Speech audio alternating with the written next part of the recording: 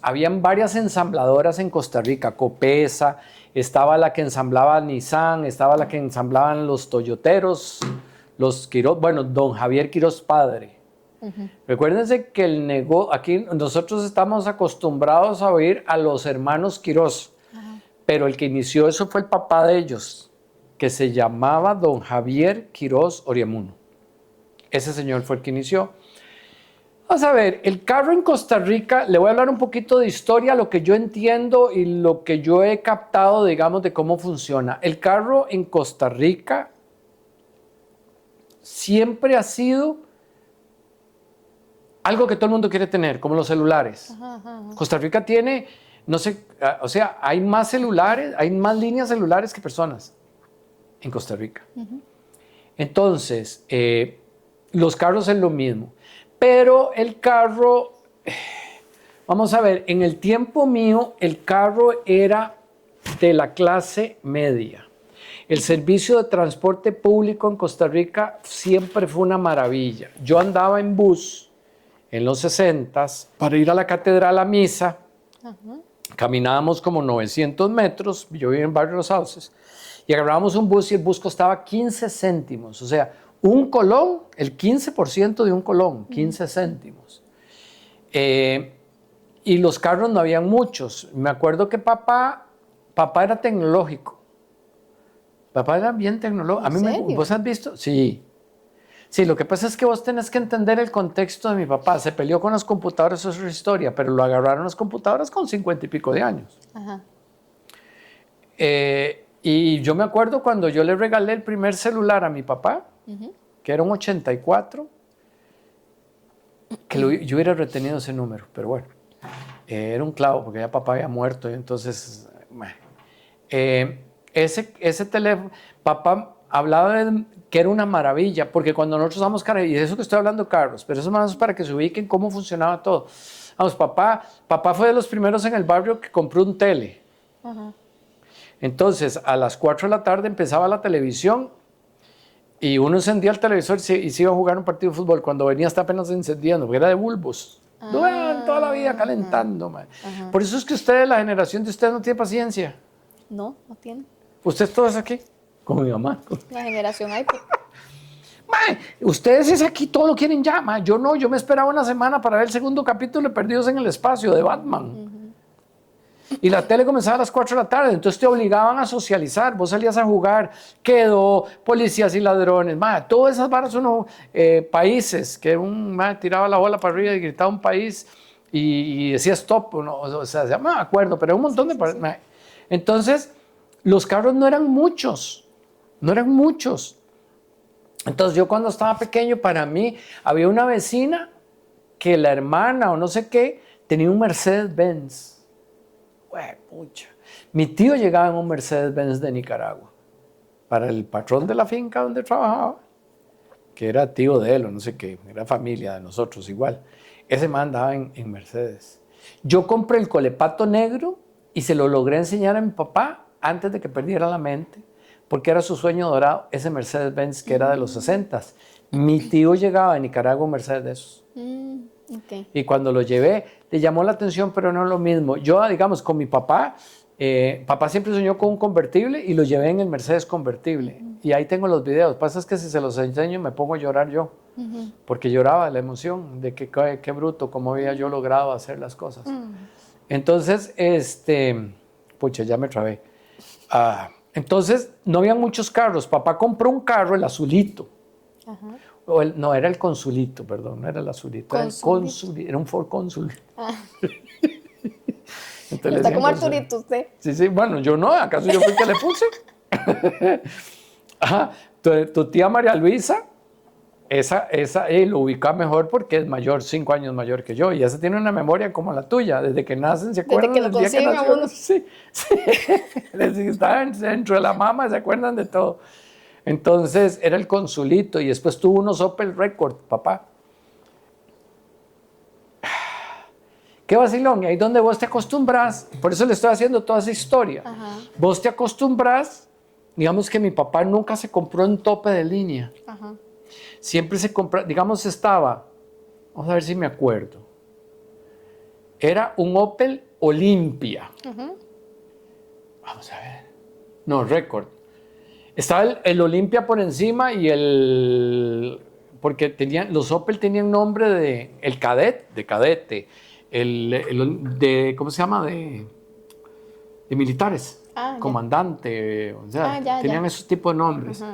Entonces, papá nunca tuvo el tope de línea. Cuando se compró una microbús, era semilujo. Porque había una de lujo que usted la reconocía, estoy hablando de la T2, usted la reconocía porque traía unas varillitas, como una canastita atrás en los vidrios. Esa era la de lujo. Papá no compraba carros de lujo. Siempre compraba un carro anterior al lujo. El único carro que yo me acuerdo que mi papá chilló llantas fue porque le jodí la vida, fue el Rambler. Yo te conté, ¿verdad? Sí. El Rambler.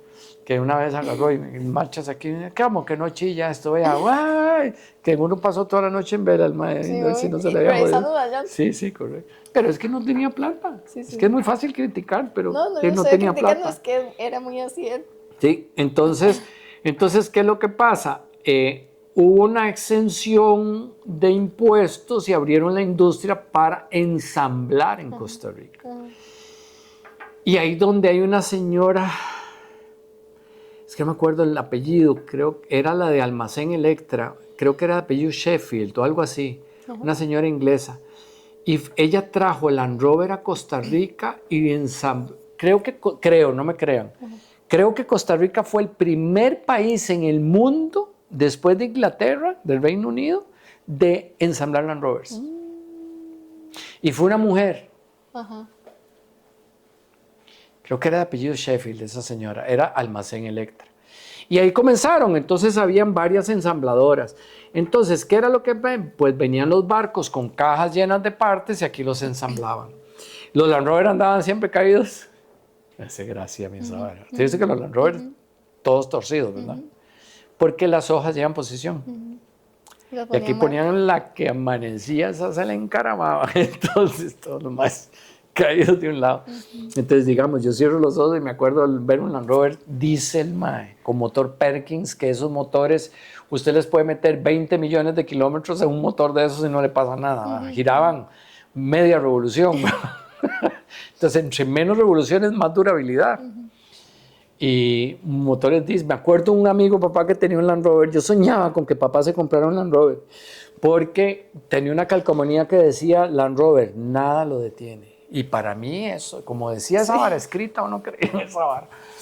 Y ese es que ese nadie lo detiene. Nadie lo detiene. ¿Sí? Y menos por exceso de velocidad. O sea, imagínese. Bueno, ese señor nunca se me olvida. Y le dice mi tata, papá tenía la microbús Volkswagen, que eran 1.600 gasolina. Y el man fue a darle la vuelta, pero te estoy hablando finales de los 60. Le fue a dar la vuelta a Guanacaste en el Land Rover, gastó 20 colones de combustible. Eso le dijo mi tata, yo no sé si era barato, pero el galón costaba 3 pesos. 3 colones costaba un galón de gasolina.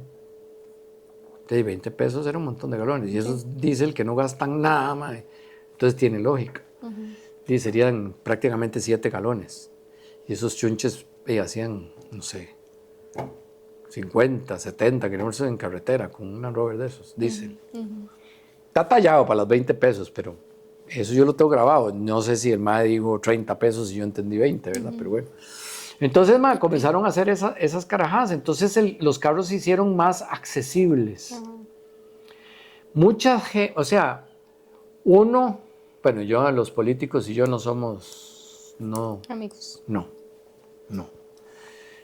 Por mentirosos, no. Pero digamos, hay ciertas personas que han abierto ciertas cosas que nos han ayudado. El hecho de que no tengamos ejército, que digan lo que digan, el MAE le dio la gana, si no hubiera querido, ahí estaría el ejército, nos hubiera costado un montón de plata, quién sabe cuántos golpes de Estado, quién sabe qué enredos. La seguridad social de Calderón Guardia, digamos, que todavía el mismo Figueres la mantuvo. Pero entonces, digamos, yo respeto mucho al Figueres de los 40s.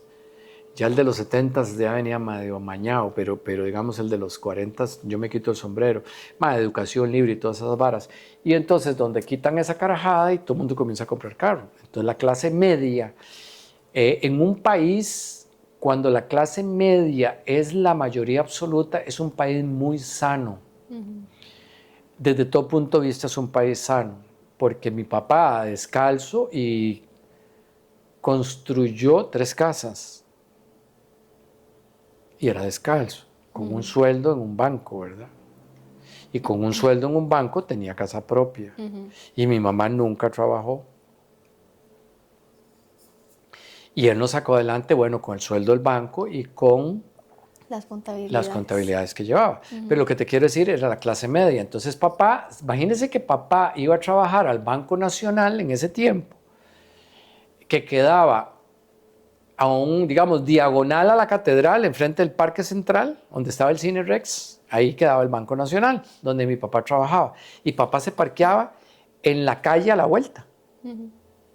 Cerraba el carro, se iba a trabajar, se montaba, no le habían abierto el carro, no le robaban, que le iban a robar quién sabe qué, ¿verdad? Porque el radio era como parte del dash. Entonces, eran otros tiempos. Entonces, todas las ensambladoras, y se metió todo el mundo a ensamblar, entonces, habían un montón de marcas que eran ensambladas aquí. Copesa, no hablemos de las empresas privadas, digamos, Copesa. Copesa es tan buena que le daba mantenimiento a un montón de aviones, o sea, aviones. Es que un carro, yo le arreglo a usted el carro, se le jode el carburador y me llama chivísima. En cambio, un avión se apaga y se va al suelo, ¿verdad? Estos más reconstruyeron aviones. Copesa es algo impresionante. Pero vuelvo y te repito, unos políticos lograron hacer esas cosas buenas para el país y otros políticos andan viendo a ver cómo venden todas esas varas para ganarse una comisión. Entonces, lo de las ensambladoras. Ok, tengo entendido que hay empresarios que venden carros que se han movido para ver cómo hacían en una zona franca y volver a hacer eso en Costa Rica. Y todo el mundo dice, es que no se cansan de ganar plata. Vieras que llega un momento, porque vos lo ves en esas personas, que ya no es la plata lo que los mueve. El otro día estaba hablando con un carajo que tal vez es uno de los que tiene más plata en Costa Rica, y me dijo que quería comprar la montaña tal y tal y tal, la quería comprar para que no se vendiera nunca. Porque son las nacientes de agua que abastecen aquí, Escazú y toda esa vara. Entonces, si vos sos es igual que los bajos de Arío. Los bajos de Arío no hay un solo hotel. Eso es de un carajo que usted conoce. No voy a decir el nombre por respeto, pero es de un carajo que usted conoce, que nos compra varas. Y no quiere vender para que eso se mantenga, digamos, virgen, entre comillas, ¿verdad? Entonces vos entonces eso ni a patadas te van a decir, ese más es buena, no te lo van a decir nunca. Pero ya, llega un momento en que la plata no es importante, porque al final de cuentas la plata no es importante. Entonces hacen cosas de ese tipo. Pero sí, lo de las ensambladoras nos permitió, yo digo nos, porque yo no, bueno, yo creo que mi carro fue ensamblado en Costa Rica. ¿Ah, sí? El carro que tenía papá, el 120Y de papá, era ensamblado en Costa Rica. También había unos carros raros que se hundieron, ya que me están preguntando la época, que se hundieron en el Grand Ranger, creo que se llamaba el barco. Un carrero que vino a Costa Rica, dejó carros y cuando iba ahí por la punta de la península de Nicoya, se hundió. Se hundió. Y entonces hay un famoso pleito, no voy a decir nombres, de un mae que le pagó a alguien para que le rescatara los carros y al final, si le pagó o no le pagó, yo no sé el pleito, pero terminó en un pleito feo y rescataron unos carros del mar y los vendieron aquí. Y todavía yo he visto un par de carros de esos que están en la calle, porque algunos los reconocen, bueno, los que tenían manivela izquierda, pero los que tenían manivela a la derecha. Y todavía hay unos carros viejos que andan así, con placas ticas. Es más, había uno con cuerpo consular de esos carros. Porque el Ranger se hundió, pero no se hundió todo. Entonces unos se mojaron y otros no. Aquí hay un montón de anécdotas y cuentos. Y es un vacilón porque también, digamos, yo sé que estamos hablando de ensambladoras, que fue tu pregunta, pero, digamos, las ensambladoras cumplieron esa función. Pero yo me quito el sombrero con esta señora de Almacén Electra. Porque en los 60s no quiero caer mal, pero las mujeres eran amas de casa. O sea, no podían ser otra cosa. Y ya habían muchas mujeres que trabajaban en los 60s. De hecho, el cuento de que son amas de casa es una de las mentiras más grandes que hay porque sobran la cantidad de mujeres que son madres solteras. Que en aquel tiempo era una injusticia porque si a mí me llegaban a... Bueno, a mí jamás hubieran llegado a eso conmigo, ¿verdad? Pero en aquel tiempo llegaba una muchacha y acusaban a un juzgado de que fulanito era el papá del chiquito y el mae lo único que hacía es que se llevaba a dos amigos y le decía a los amigos que dijeran que se habían acostado con ella. Entonces ya se acabó el problema. Entonces, qué pecado. Entonces, hay mucha mujer que le tocó criar hijos sola. Entonces, ¿dónde está la ama de casa? Súmele ama de casa, trabajar, mae, si se le enfermaba un carajillo, mae, ver qué hacía, mae, con quién se los dejaba. En ese tiempo la solidaridad era una maravilla, mae, porque entonces la vecina le cuidaba a los chiquitos. Mae, hay muchas cosas de solidaridad que en Costa Rica se perdieron. Entonces lo de las ensambladoras, sí, mae. Prácticamente en los 70s todos los carros eran ensamblados en Costa Rica. ¿Quién iba a importar un carro? Solo los que tenían harina, que se compraban un Mercedes, que no fueron ensamblados en Costa Rica.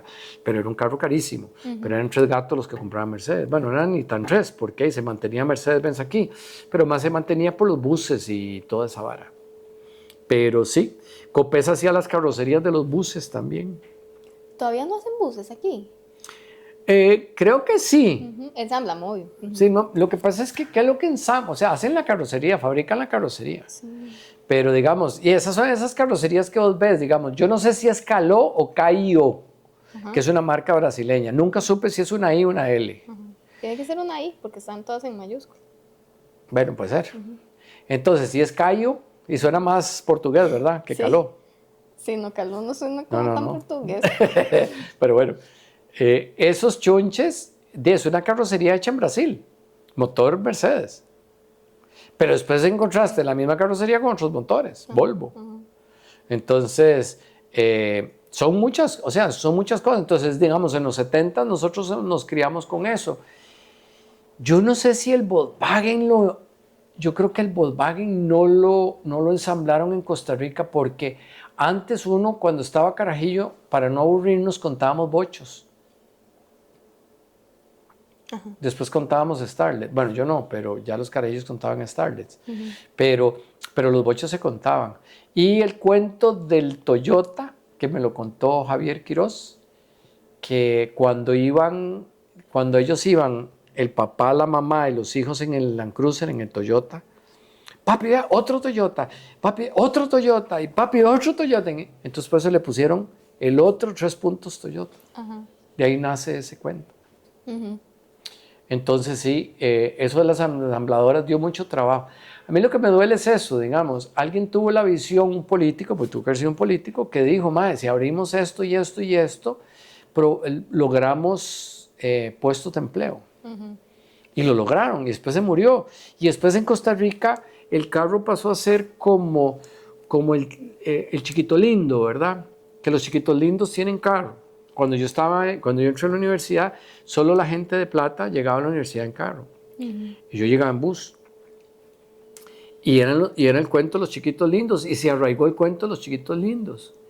Y digamos, en Costa Rica es de los pocos países en el mundo en que usted no puede pasar, o sea, cualquier carro que pasa tiene una extra puesta. Puesta, o sea, no que usted se para y porque el carro era full extra, no, que le pusieron alguna carajada. Ya. Sí, en Costa Rica la gente arregla los carros, en Panamá no. Ya. Sí, los personaliza. Exactamente. El tico tiende a gastar plata en esa, por dicha, ¿no? Pero nosotros tendemos a arreglar los carros. Sí, es que el carro es como una extensión del tico, yo creo. Sí. Pero cuando llegan papá tenía ese 120 y en el 79 le costó 69.500 colones, un 120 yen nuevo en la agencia Datsun. Y por ahí andaban todos los precios, digamos, el pickup 1200 costaba, yo te cuento eso porque mi sueño fue tener un carro de esos. Entonces, el Toyotica 1000 y cuando yo estaba en el 78, 79, costaba 43.500 colones. En los 70, antes de esa época, costaban 19.000 colones, un Datsun 1200 o un Toyota 1000. ¿Qué más le puedo decir?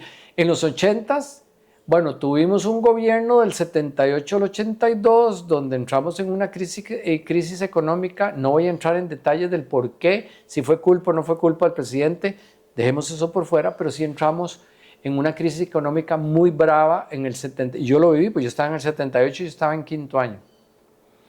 Entramos en una crisis económica donde la gente hacía fila para ir a comprar comida a los estancos. ¿Qué va a decir usted? Le faltaban, no sé, un montón de años para nacer, mae. Entonces uno hacía fila para comprar, porque todo se hizo caro. El dólar pasó de 8, bueno, Figueres pasó el dólar de 6.60 a 8.60 y casi lo matan. 8 colones 60, 6 colones 60, 8.60. Y en el 78 el dólar estaba a 8.60 y en el 82 llegó a 64 pesos. Eso. Que ahí está la anécdota de un man que vendía carros, que tenía en activos 400 millones de colones. Te estoy hablando en el 78. O sea, o en el 80, ponele. 400 millones de pesos, ma. Era toda la harina del mundo, ma. O sea, mi papá me daba en el 78 y que me daba un pichazo de plata. Perdón, se me salió. Pero era un montón de plata. Creo que eran 150 pesos por semana. ¿Y cómo es que se llama? Y ese man tenía en activos y en todo tenía 400 millones y tenía una deuda de 10 millones de dólares. Eran 86 millones de pesos. Entonces vos tenés 400 millones de pesos aquí, 86 millones, man, una empresa super tuanis. De esos 10 millones se convirtieron de 86 a 640 millones de pesos. Ese señor me enseñó el cheque. Vendió la compañía a los que le debía los 10 millones de dólares, 10 millones de dólares por $1. Y cambió el nombre. Y después apareció el nombre. No lo voy a decir, pero cambió el nombre. Y tenía el cheque marcado ahí por $1, que le iba a cambiar. Es más, firmó con un infarto en el hospital. Entonces, eso fue. Que fuera culpa o no fuera culpa, no te sé decir. O sea, sí sé decirte, pero no quiero entrar en esos detalles. Entonces, ¿qué es lo que pasa? Cómo usted entra en una crisis y entra un gobierno en el 82 que agarró el dólar y lo agarró en 64 pesos y lo bajó a 32. Y no estoy hablando que lo leí, yo lo viví. Y le devolvió, digamos, estabilidad económica al país, pero le metió 600 y pico % de impuestos a los carros. Entonces no podías tener carro. Entonces nace el negocio y todo esto te estoy hablando de la ensambladora porque la ensambladora fue una manera en que tuviéramos carro, por eso es que te lo estoy diciendo. Después nos quitaron la manera de tener carro, ¿verdad? Porque le metieron 654% de impuestos a los carros. Era una idiotez, man. O sea, era algo, o sea, solo los extranjeros, digamos, diplomáticos y todo eso sí podían tener carro. Entonces el negocio era comprar el carro de los diplomáticos. Bueno, el tico siempre encuentra la manera. Obvio. ¿Sí? Pero bueno, entonces ese señor lo dejó así. En el 86 entra otro gobierno y le baja el impuesto a los carros.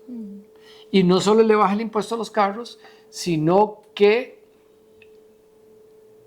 permite la importación de carros usados. Y fue el boom de los carros que venían de Europa, los BMWs que venían de Europa y los Mercedes y cómo es que se llama de Estados Unidos, que ese fue mi pick-up, el que yo tuve. Fue o yo creo que no, yo creo que fue a finales como en el 84, en el 85 que cambiaron los impuestos, no sé. Pero me acuerdo del cuento de Auto Popular y Casa Popular. Yo tuve Casa Popular y Auto Popular por esa posibilidad que dio, que abrió el gobierno. Entonces, donde el gobierno abre, entonces los préstamos para nosotros los limpios, tu mamá y yo, sí teníamos acceso a esos préstamos. Por eso es que yo quiero la banca estatal. Porque yo sé que hacen muchos choritos, todo lo que usted quiera, pero a un montón de nosotros nos permitió tener casa propia. Porque yo me casé con tu mamá y le dije, yo no quiero alquilar nunca, yo quiero comprar de una vez mi casa. Entonces su mamá y yo compramos esa casa y les voy a contar, pagábamos 27.500 colones por mes del préstamo de la casa y su mamá ganaba 30,000 colones por mes y yo ganaba otros 30,000 colones por mes. Entonces, si usted le quita el 9%, prácticamente el sueldo de uno de los dos era para pagar la casa y el otro sueldo era para la gasolina, para la comida, para todo. Y su mamá y yo nos pasamos en ese apartamento donde ustedes nacieron, con una cama, la cancha, ¿verdad? Y un tele de 13 pulgadas que tenía como 20 de fondo, ¿va? Porque los teles de antes eran así. Entonces, digamos, yo sí le tengo un agradecimiento, digamos, a esas políticas que nos permitieron tener casa. Si no, yo no hubiera podido comprarme mi casa. O sea, honestamente no hubiera podido. Que ya después cambió lo que ustedes quieran, pero yo tuve casa y carro por el cuento del auto popular y la casa popular. Y ahí fue donde se dispararon las ventas de los carros. Entonces fue otra acción gubernamental, que una hizo las ensambladoras, otra hizo bajarle los impuestos y comenzó en ese plan. Los 80 fue una década muy rica a nivel mundial, digamos. Hubo mucha riqueza en el mundo. ¿Ok? Y volvieron los 8 cilindros. Entonces, yo, digamos, en carros le puedo decir, digamos, antes todos los carros eran 8 cilindros, prácticamente todos, eran 6 cilindros y 8 cilindros. Y era el cuento de que Chevrolet en 6 y Ford en 8. Ese era el cuento, ¿verdad? Como Saprissa contra la abuela. Entonces era Chevy contra Ford. En los 70s murieron todos los 8 cilindros y comenzó el boom de los japoneses. Entonces todos los japoneses eran 4 cilindros y no gastaban nada, nada. Yo estoy seguro que yo con un Toyota 1000 o un Datsun 1200 con el motor original, con el carburador bueno, le saco más kilometraje a uno de esos que a uno de esos carros que te venden ahora con ese montón de mangueras y un montón de porquerías. Entonces había que ver realmente, bueno, y eran carros sin tanta carajada, entonces como llevaban menos componentes, entonces había que producir menos cosas, eran más baratos y por ende contaminaban menos a la hora de producirlos, ¿verdad? Ahora para producir un carro tenés que, bueno. Entonces yo he sentido, digamos, que la riqueza se ve con los motores. En los 70 un 8 cilindros, solo millonarios tenían 8 cilindros y se cayeron las ventas en Estados Unidos de todos los 8ones, ¿verdad? Que en el video pasado te dije que había un exceso de producción de motores 350 Chevrolet y los convirtieron a diésel, que fue una cagada, pero bueno. Había que hacer algo con los motores. Y fue cuando vinieron esos Silverados turbodiesel, que eran un amor, Yo me acuerdo que yo con un 120Y me piqué con uno de esos, me garroteó. Pero garroteado. Yo nunca me imaginé que me garroteara, pero me garroteó. Entonces, en los 80s comenzó otra vez la riqueza y volvieron los motores grandes. Y en los 90s y hasta la fecha, hasta que no llegaron con el cuento de la contaminación mundial, volvieron a ver cómo bajaban los motores y ahora están en boga otra vez, en caída, porque entonces ahora los hacen 6, en lugar de un V8 hacen un V6 y que tiqui, que esto y que lo más. Y como pasan en ese ciclo. Yo considero que un motor 8 cilindros te dura toda la vida. Tal vez gasta más combustible, sí. Habría que ver qué tanto más gasta, ¿verdad? Pero es un motor que te dura toda la vida, no hay que hacerle nada. Entonces yo creo que un motor que es longevo, al final de cuentas, contamina menos el mundo que un motor desechable. Como hay motores ahora de todas las marcas que son desechables, no los pueden ni overjuliar. Entonces, volviendo al tema de las ensambladoras, fue una maravilla eso, las ensambladoras, porque me acuerdo que mi papá tuvo la Volkswagen desde el 70 y algo, 74, 73, hasta el 78, donde ¿cómo es que se llama? Compró un carro nuevo, primera vez en la historia, un 120Y, modelo 79, color beige. Lindo era el carro. Qué puta carro más lindo. Era precioso ese carro. Que era el Preito Corolla contra 120Y, ¿verdad? Y en Lagner y Sainz era el Pulsar. Que era el 100A. Primero se llamó, así era Japón. 100A, motor 1000. 120A, motor 1200. Datsun 1000, Datsun 1200. Y después el motor Chiva era en 1400, pero aquí no venían motores 1400, costaba conseguir uno. Creo que las Banet traían motor 1400. Pero entonces ya era un chuncho muy grande por un motor pequeño, pero bueno. Entonces, Eso es, entonces para mí la época de los 70 fue la época donde se volvió a agarrar impulso. Y después en los 80 la gente despilfarró la plata. Creyeron, nosotros nos criamos pensando en que íbamos a terminar en la choza sin hacer nada y que las máquinas nos iban a mantener, ¿verdad? Y ustedes, su generación, creen que, no sé quién los va a mantener, pero creen que también la cosa es así. ¿Ah? ChatGPT. Por eso, pero ChatGPT lo único que les va a hacer es quitarles el brete. Entonces ahí vamos a ver, no sé, 8.000 millones de personas con ChatGPT, ¿y cuántos van a perder brete? Entonces... Sí, eso es lo que yo digo, es lo que creen. ¿Ah? Eso es lo Sí, que sí, creen. bueno, correcto. Pero entonces esa es la evolución. Entonces sí, las ensambladoras le dieron mucho, le inyectaron mucho al pueblo. No soy político, al pueblo, que el pueblo tuviera acceso. ¿Por qué acceso? Porque vos comprabas un carro nuevo y tienes que vender el carro viejo, usado. Entonces nosotros compramos carros usados, pues no podíamos comprar carros nuevos. Ahora es el misma vara, hay un montón de gente que compra carro usado. Que hay que ver qué vale más la pena, comprar un carro nuevo o un carro usado. Bueno, ya eso es otro tema, pero lo que te quiero decir es que entonces, imagínate que cuando yo tenía el 120Y costó un 120Y, ubicarme en el tiempo. Yo compré el 100A en el 82 y el 120Y me costó 100,000 pesos, el cuento y el 120Y costó 250,000 pesos. Y un 720 con el negocio nuevo de los carros me costó 400,000 pesos. Un 720 doble tracción, que eso no existía. Entonces, ahí es donde vos decís, ¿verdad? Digamos, las posibilidades. Y una cosa interesante, digamos, antes yo compraba Datsun a morir, porque esa era la marca con la que mi papá tuvo un Datsun, bueno, tenía Volkswagen y Opel, pero digamos, tuvo un 120Y, entonces yo éramos Datsun contra Toyota en aquel tiempo. Ahora, digamos, no hay sentido de pertenencia como había antes con las marcas. Ahora llega una marca china que nadie conoce y todo el mundo se va corriendo a comprar un carro de esos, no saben si les va a durar media hora o si pues, no, o sea, lo compran ciego. Entonces, yo me enfoco, digamos, eso. Para mí las ensambladoras nos dieron la oportunidad a un montón de ir a pasear en carro. Y eso se lo agradezco mucho a los políticos de ese tiempo que permitieron eso. Porque esos son puras varas políticas. Entonces, el cuento de que un político te mejora tu vida o no te la mejora es cierto. Cuando un político te le echa la culpa a los demás, eso lo que hace es demostrarle su propia inutilidad. Porque hay 1000 maneras de hacer las cosas. Y se han logrado.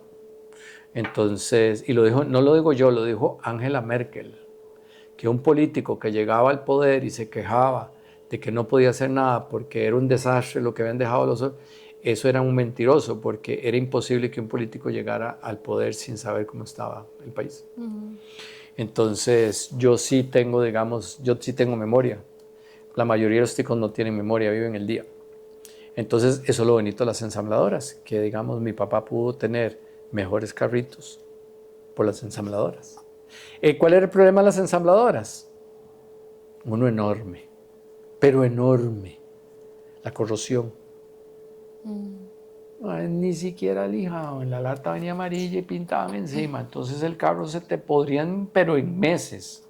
Y vaya, reclámele a su abuela, ¿verdad? Ahora usted le levanta y se va a la agencia, arma un pereque el carro. Antes, lo mandaban por un tubo. O sea, el carro se te podía caer a pedazos y parte sin novedad. El 100A mío tenía un defecto de fábrica, que las tijeras de atrás se abrían y se hacían pailetas. Era un defecto de fábrica. ¿Qué le vas a reclamar a la Nissan en aquel tiempo? Nunca, a Motocentro, jamás. Salado más, así venían esos carros. Entonces son detalles, digamos, que uno ve que darle gracias por mi casa. Yo tuve casa por una política propia, ¿verdad? Que su mamá y yo no teníamos sueldo para comprar una choza. Que ahora nos ha ido mejor y que le hemos pulseado mucho a su mamá y yo, sí es cierto, pero pero que tuvimos la oportunidad, sí hemos tenido la oportunidad, pero digamos ahora no es como antes. Digamos, si yo hubiera tenido este negocio en 1970, hubiera tenido muchísima plata, porque no había competencia. Ahora lo que más hay es competencia. Entonces, yo de eso hablaba, por ejemplo, vos tenías una agencia de carros y entonces vivías en Limón, tenías que venir a San José a comprar un carro. Ahora nadie se mueve. O sea, vos como agencia tenés que tener agencia prácticamente en todo el país. Eso aumenta los costos, aumenta eso, aumenta lo otro, aumenta aquí, aumenta allá. Entonces, antes, a mí nunca se me olvida, yo le pregunté a Amadeo cuántas líneas de carro manejaban en los 80, 16, ahora maneja 116 líneas de carro. Súmele a eso el personal, mae, y son 2,000 personas. Antes era Paseo Colón. Y vos llegabas y el gerente de ventas era Amadeo. En la agencia Datsun era Mel Eisenman, el gerente de ventas. Y antes de eso eran los tatas. Don Ignacio Eisenman, que fue el que me dijo que a veces tenía que recibir chanchos en los 60s. Y usted sabe lo que debe ser en los 60s cuando los gringos eran Supervan, la refrigeradora hecha en Estados Unidos, la lavadora hecha todo era hecho en Estados Unidos, todas las marcas rajadas eran gringas. Y usted llegaba con un carro japonés. Como lo volvía a dar feo. Entonces, pues te digo, eso de las ensambladoras le dio la oportunidad. Eso es lo que yo agradezco. Digamos, para mí un carro importante, el Suzuki, porque el Suzuki, comprar un Land Cruiser, el papá compró ese carro en 69,000 pesos y un Land Cruiser costaba 125,000 pesos. Era el doble, mae. Papá no lo podía comprar. Pero un Suzuki era más barato. O sea, yo sé que el Suzuki, lo que usted quiera, pero un montón de agrónomos y esos que compraban Suzuki, pues no les alcanzaba para Land Cruiser y andaban con capota por todo lado. Es más, Efraín López Chiri, el papá tenía un Suzuki de esos. Y con eso iban a la playa y todo. Usted se imagina, con 2 tiempos, madre, en esas calles de antes a 30 kilómetros por hora, man. Y de lona, el calor dentro del chunche y madre, sea tan ingrato. Entonces, ahí es donde yo digo que son carros importantes porque permitieron que ese señor tuviera un doble tracción para trabajar y por un montón de cosas. Entonces, sí, las ensambladoras es una maravilla. Que ahora, yo creo que ahora, a mí me gustaría que hubiera algún tipo de ensambladora en Costa Rica porque daría trabajo y permite exportar. Lo que llamamos las zonas francas, ¿verdad? Las zonas francas fue otra ideota enorme de gobiernos que ahora, usted sabe inglés y tiene brete y le pagan $800 o $1,000, no sé cuánto, pero les pagan un montón de plata. ¿Y por qué es eso? Porque tuvimos acceso a la educación, cosa que no pasó en Nicaragua y cosa que no pasó en muchos otros países. ¿Qué ahora está pasando? Pues qué dicha. Pero en aquel tiempo, más eso es. Entonces nosotros nos salimos un poco de la vara.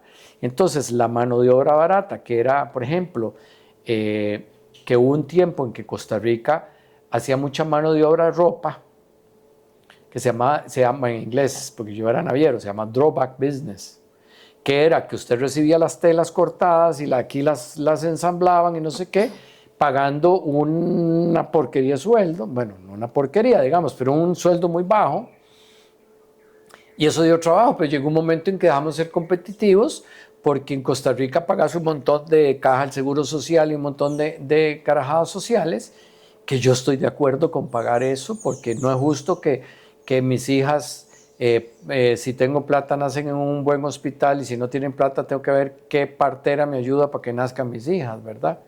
Que la gente eso no lo ve muchas veces, como en Nicaragua, que se pasan muchas mujeres a Costa Rica a tener los hijos. Entonces, todas esas cosas son buenas. Entonces hicieron ¿cómo se llama? Las zonas francas para que las compañías extranjeras vengan e inviertan, que fue lo mismo las ensambladoras. Pero dan un montón de trabajo y hay un montón, y eso permite la clase media. Entonces, para mí sí es muy importante eso, las ensambladoras, y quiero que usted, que me preguntó, vea la importancia de esas cosas. Porque ahora todos nosotros queremos que el gobierno me tiene que dar esto y que no sé qué, y lo mismo que usted llega a trabajar. los empleados a veces llegan a trabajar y exigen cosas que creen que no sé dónde viven, pero en Estados Unidos no tienen los mismos derechos que, digamos, yo en Estados Unidos te agarro vos y te despido y vos ni cuenta te das, cuando te das cuenta tenés un tombo a la par tuya, con una caja de cartón, te echan tus 3 carajadas y vas para afuera y se acabó. Entonces, igual que con la seguridad social, si no tenés un seguro médico estás frita, te morís. En Costa Rica no. Entonces sí, las ensambladoras, sí, ojalá hubieran más puestos de trabajo en Costa Rica. Por dicha están haciendo, viste que están haciendo una zona franca en Grecia que es del tamaño de ¿cómo es que se llama? Bueno, como diría cierta persona, que la frontera y San Ramón están a la par. Pero, ma, enorme. Eso va a dar no sé cuántos puestos de trabajo. Dice, ma, es que, ma, ahí hay 6,000 puestos de trabajo, 6,000 puestos. Ma, 6,000 puestos de trabajo. ¿Usted sabe lo que son los sueldos de 6,000 personas? Baratos, digamos, que nunca va a ser eso. $1,000 por persona, a 6,000 personas son $6 millones por mes. A $1,000, 5 tejas, que jamás van a pagar eso. Son $6 millones por mes. Póngale que ganen, no sé, digamos, $1,500,000. Digo yo, para arriba, son $3,000 por mes. Por 6,000, son $18 millones por mes que vienen de afuera y la reparten entre 6,000 personas en Costa Rica. Aparte de eso, pagan la caja y pagan esto y pagan no. Hay riqueza. Entonces sí, a mí las ensambladoras me gustaban. Que la calidad no era muy allá en esos tiempos, el control de calidad no era, digamos, algo de qué preocuparse. No era de qué preocuparse, si el carro salía rayado, salado, le pasaban tal vez, si acaso le iba bien, le pasaban un pilot, alguna vara. Pero sí. Entonces, eso sería una maravilla fue. Y hoy le conté otro poco de maravillas que no eran ensambladoras, pero nos dio casa y carro a las personas. Y usted nada más para terminar, fíjese que de pronto aparece un gobierno y te dice que ofrece vivienda, no sé qué, y bajan los intereses en los bancos del Estado. Y entonces los bancos privados se tienen que bajar los pantalones, porque si no se quedan sin brete. Entonces bajan, y entonces vas al Banco Nacional y te cobran menos intereses y puedes comprar tu casa, porque algún gobierno dijo que esa era la política. Entonces sí, los gobiernos tienen mucha injerencia en la vida de uno. Pero bueno, eso sería pura vida. Chao.